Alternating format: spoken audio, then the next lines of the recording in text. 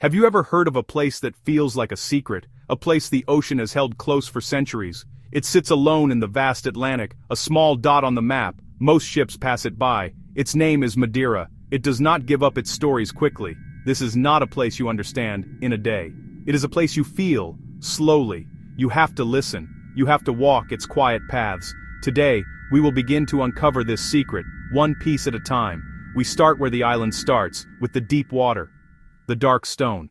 The cliffs are the island's first story. They rise straight from the sea, basalt walls carved by time and tide. They are its oldest memory. They were here before the people, before the flowers, before the first paths were cut into the soil. To stand at the edge of one is to feel the power of the earth. The wind moves here. It whispers stories of sailors who got lost at sea. It sings of the storms that have battered these rocks for ages. You look down, and the world falls away. The drop is sudden and steep. Far below, the waves look like white lace on a dark blue cloth. Some parts of the coastline are raw and untouched. But the island is not all harsh edges and dramatic pronouncements. While the great cliffs stand guard against the Atlantic, they also conceal moments of profound tenderness. These are the island's secrets, whispered only to those who take the time to look closer. There are places where the formidable rock gives way, where the coastline softens and curves inward to form small, protected bays. These coves, or fajas as they are sometimes known, are sanctuaries carved out by millennia of patient erosion. They feel like a different world, a sheltered embrace after the wildness of the open sea. Here the water is calm. Shielded from the ocean swells, its surface becomes a mirror, reflecting the sky and the stoic cliffs that stand as silent guardians. The clarity is astonishing. Filtered by the volcanic rock, the sea becomes a liquid jewel.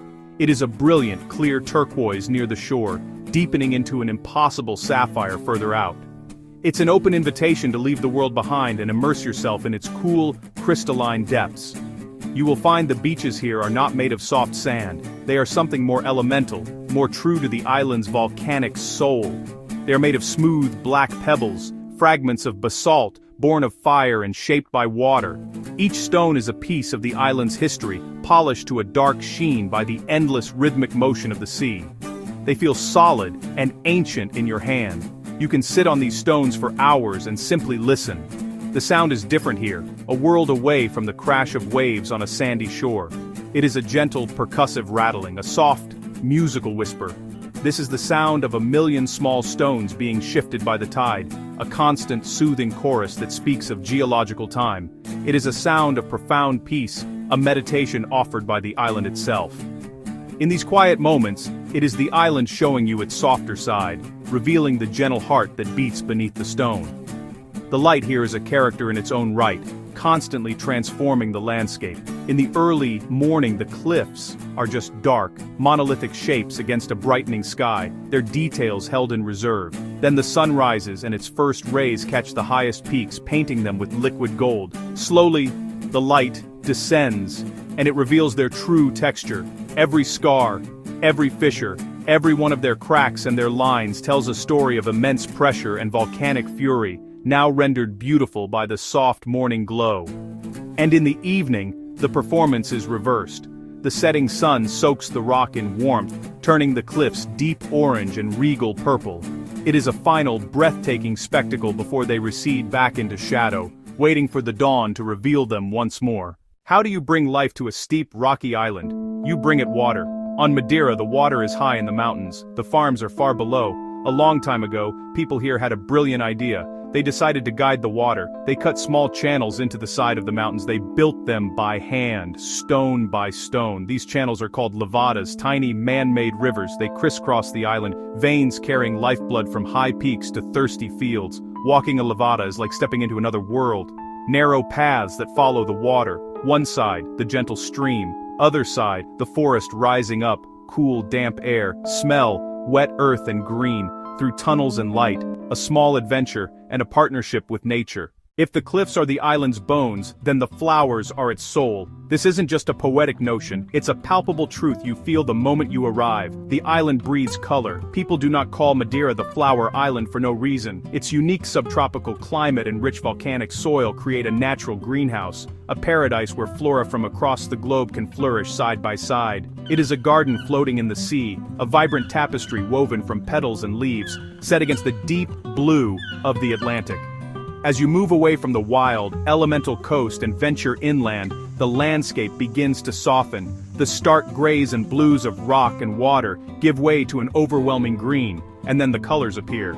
At first they are just hints, subtle notes in a symphony of foliage, a shocking splash of bright pink bougainvillea spilling over a whitewashed wall like a cascade of liquid light, a sudden flash of regal purple from a jacaranda tree, its delicate blossoms painting the sky, the sharp sculptural form of the strelitzia, the island's official flower, looking like an exotic bird poised for flight. Then, the cool blues of the African lily, or agapanthus, lining pathways and roadsides with quiet grace. Soon, these individual notes of color multiply. They swell into chords, then into a full-blown orchestral explosion. Everywhere you look, something is in bloom. It's a constant, rolling celebration of life that changes with the seasons, but never truly ends. The air itself seems to carry the scent of blossoms, a subtle, sweet perfume that follows you from the city streets to the mountain peaks. It's the island's own unique fragrance. There are formal gardens here, of course, magnificent botanical collections where every plant is meticulously catalogued and cared for. These are places of order and design, showcasing the sheer diversity of the plant kingdom. In these gardens, you can see the history of the island written in petals and leaves. For centuries, Madiraa was a crucial port of call for ships crossing the Atlantic. Sailors brought seeds and cuttings from Africa, the Americas, and Asia.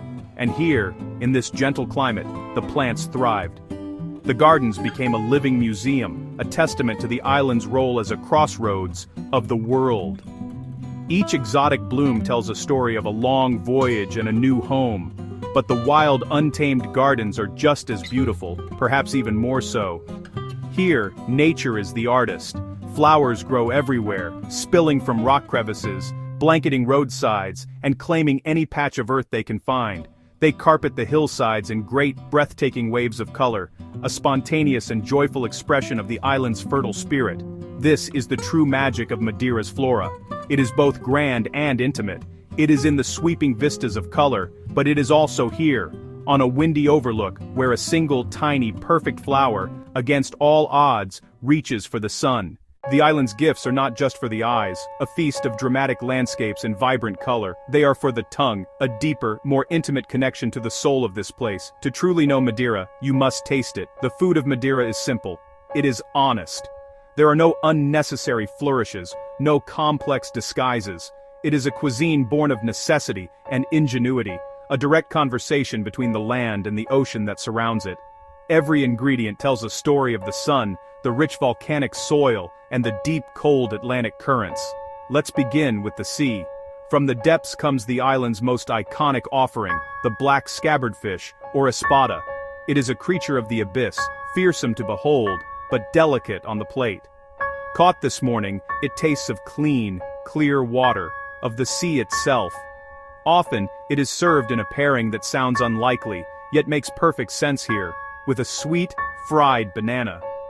The savory, flaky fish and the caramelized fruit create a harmony that is uniquely Madeiran, a testament to the island's creative spirit. And the fruit?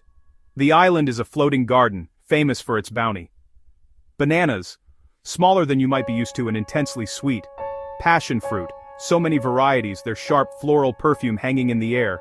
To break one open is to release a burst of tropical sunshine. The sweetness floods your mouth, a pure expression of the sun, and of the rich volcanic soil that nurtures it. This connection to the earth is found in the daily bread, bolo do caco. It isn't a cake, but a warm, flat bread, traditionally cooked on a basalt stone slab. Made with sweet potato, it's impossibly soft, kissed with melting garlic butter and parsley. It's the perfect vessel for the island's flavors, or simply a joy on its own.